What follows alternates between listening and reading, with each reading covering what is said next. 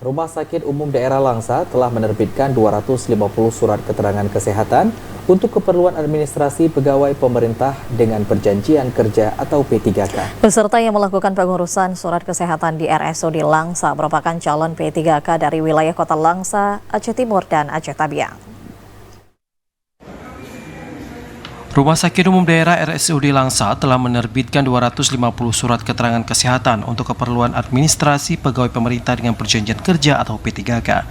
Peserta yang melakukan pengurusan surat kesehatan di RSUD Langsa merupakan calon P3K dari wilayah Kota Langsa, Aceh Timur, dan Aceh Tabiang.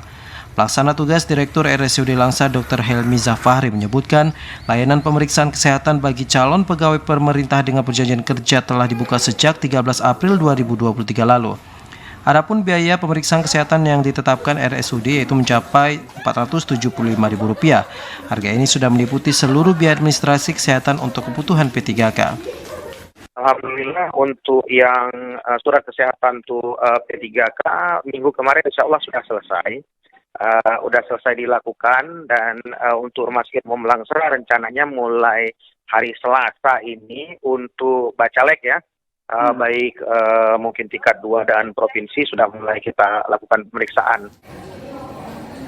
Helmiza Fahri menambahkan bahwasanya hingga saat ini pihak RSUD Langsa masih melayani pengurusan surat keterangan kesehatan bagi calon P3K yang belum melakukan pengurusan.